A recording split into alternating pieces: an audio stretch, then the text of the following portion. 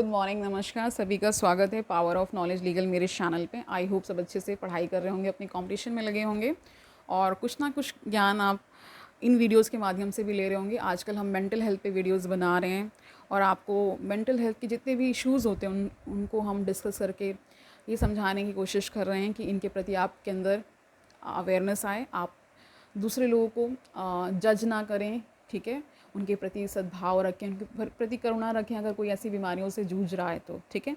तो आज हम एक नई श्रृंखला शुरू करने वाले हैं। हम एक नई किताब से कुछ अच्छे अच्छे विचारों को, है ना, पॉजिटिव विचारों को लेने वाले हैं। तो एक किताब है यू आर द प्लेसिबो, ठीक है। प्लेसिबो जिसको नहीं पता है वो गूगल में जाके सर्च करें, ठीक है। मैं बताऊंगी ज़रूर, लेकिन पहले आप थोड़ा सा सर्च भी करें कि क्या है प्लेसिबो, ओके। तो देखिए, दीर्घकालीन अवसाद जादुई तरीके से गायब, ठीक है, इसी को प्लेसिबो इफेक्ट भी कह रहे हैं, ठीक है।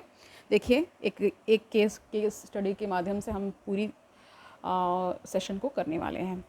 देखिए, जेनिस स्कॉनफील्ड नाम की 46 वर्षीय इंटीरियर डिज़ाइनर कैलिफोर्निया में रहती थी। वह किशोरावस्था से ही अवसाद से पीड़ित थी।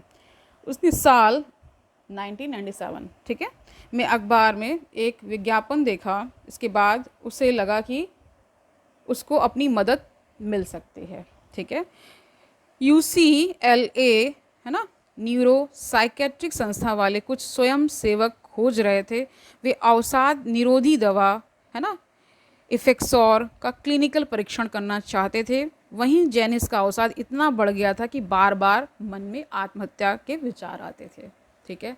तो जिनका अवसाद बहुत ज़्यादा बढ़ जाता है उनको ऐसे विचार आते हैं, सेल्फ हार्म की तरफ वो बढ़ जाते हैं, ठीक है। जब वह पहली बार उस जगह गई तो EEG मशीन से 45 मिनट तक उसके मस्तिष्क की जांच की गई।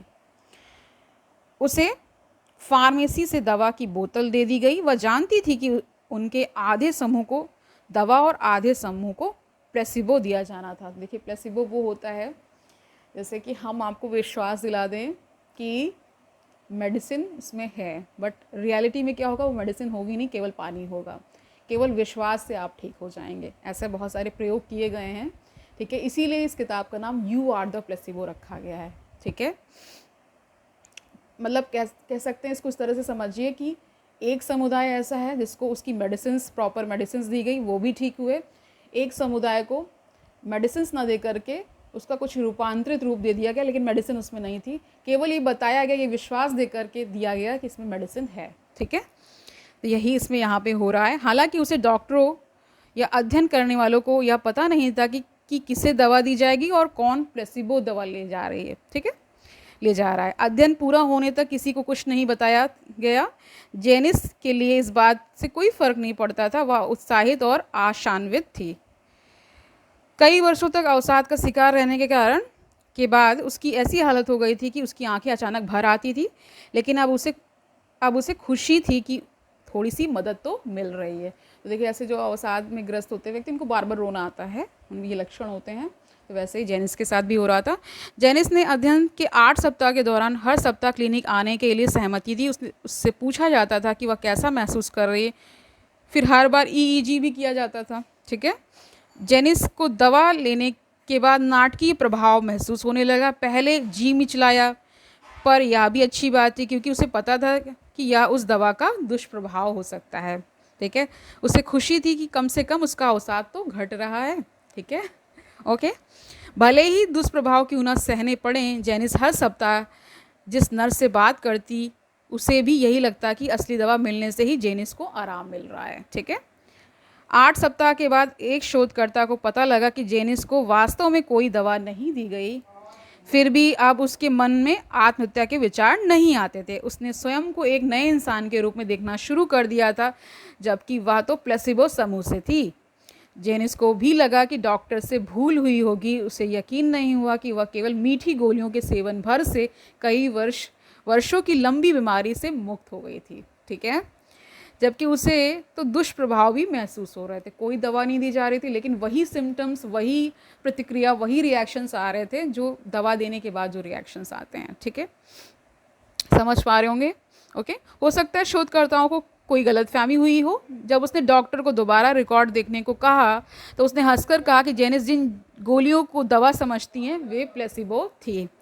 एक ऐसा केवल जेनिस के साथ नहीं हुआ। अध्ययन के नतीजों से पता चला कि दवा लेने वाले 52% यानी 52% लोगों की तुलना में महज 38% वाले प्लेसिबो समूह ने खुद को ज़्यादा बेहतर महसूस किया है। ठीक है, देखिए यही नहीं कि जब बाकी आंकड़े आए तो शोधकर्ता हैरान रह गए, क्योंकि जेनिस जैसे मरीज प्लेसिबो लेने से केवल बेहतर ही महसूस नहीं कर रहे थे, बल्कि उनके मस्तिष्क की तरंगों के आवाजाही क्रम में भी बदलाव आया था। केवल विश्वास से इंसान यहाँ ठीक हो रहा है। ओके, रिकॉर्ड बता रहे थे कि उनके मस्तिष्क की गतिविधियों में सुधार हुआ था, जो सामान्य तौर पर अवसाद के रोगियों में घट जाता है।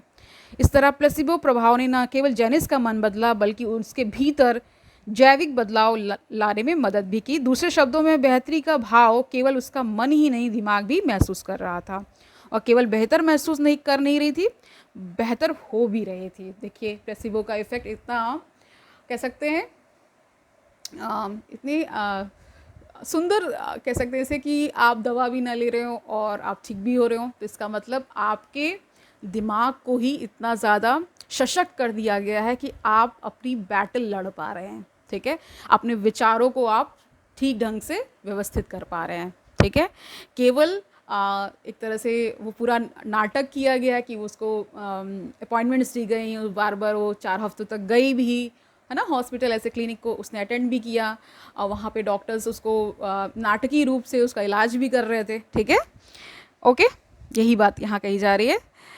इस तरह प्लेसिबो प्रभाव ने न केवल जेनिस का मन बदला, बल्कि उसके भीतर जैविक बदलाव लाने में भी मदद की। ठीक है, दूसरे शब्दों में बेहतरी का भाव केवल उसका मन ही नहीं, दिमाग भी महसूस कर रहा था। वह केवल बेहतर महसूस कर ही नहीं रही थी, बेहतर हो भी रहे थे। अध्ययन के अंत तक आते आते जेनिस ने एक अलग ही मस्तिष्क पाया, और उसके लिए उसे अलग से कुछ करना भी नहीं पड़ा। उसके मन ने ही शरीर में बदलाव पैदा किए। लगभग 12 वर्ष बाद भी जेनिस आज बेहतर ही महसूस करती है। ऐसा कैसे संभव है कि मीठी गोली ने न केवल अवसाद के लक्षणों को समाप्त किया, बल्कि उसे जी मिचलाने जैसे लक्षण भी महसूस हुए, जो किसी दवा के साइड इफ़ेक्ट्स हो सकते हैं। ये क्वेश्चन मार्क कर रहे हैं, यानी प्रश्न कर रहे हैं। इसका क्या यह अर्थ है, क्या हमारे भीतर कोई ऐसी शक्ति है जो मस्तिष्क की तरंगों के काम करने के तरीकों को बदल सकती है? ये प्रश्न कर रहे हैं। अवसाद से ग्रस्त मस्तिष्क के एक हिस्से को फिर से सक्रिय कर सकती है। क्या ये संभव है कि ऐसी ही उल्लेखनीय सेहत न केवल दीर्घकालीन मानसिक रोग, बल्कि कैंसर जैसे जानलेवा रोगों आदि के लिए भी उपलब्ध हो सके? तो देखिए यहाँ पे बहुत ही सुंदर तरीके से कहानी के माध्यम से ये समझाया गया कि बहुत बड़े बड़े जो अवसाद बहुत बहुत लंबे समय थे, है ना, बहुत डीप लेवल की जो बीमारियाँ, यानी कि जो मानसिक रोग है आपके डीपली आपके अंदर आ जाते हैं, उसके भी लक्षण केवल प्लेसिबो इफेक्ट से पूरी तरीके से कम किए जा सकते हैं, उसको हटाया भी जा सकता है। केवल आपको एक तरह से एक प्रोग्राम के तहत आपको ट्रीट किया जाता है, जिसमें आपको मेडिसिन देने का नाटक किया जाता है केवल। ठीक है, मेडिसिन वो रियल मेडिसिन होती नहीं है। इसका मतलब ये कहीं ना कहीं हम जो हैं वो हम विश्वास की शक्ति से कि आप ठीक हो जाएंगे, और आप खुद को ही ठीक करते हैं।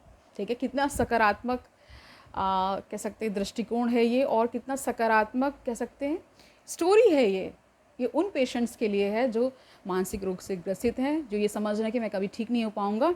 इस तरह से भी लोग ठीक होते हैं। अच्छा वातावरण, अच्छे संबंध, अच्छा खान पान, अच्छी सोच, ये सब आपको क्या करते हैं, सशक्त करते हैं, एक अंदर शक्ति जनरेट करते हैं, जो इन सब बीमारियों से लड़ने में क्या हो जाते हैं, एक जैसे तो ना फाइटर प्लेन्स जाते हैं ना लड़ने के लिए, इसी तरह हमारा ब्रेन ही ये सब क्रिएट कर सकता है। ठीक है, तो इसीलिए इस किताब का नाम, इस श्रृंखला का नाम क्या रखा गया है, यू आर द प्लेसिबो। आप खुद के लिए प्लेसिबो साबित हो सकते हैं।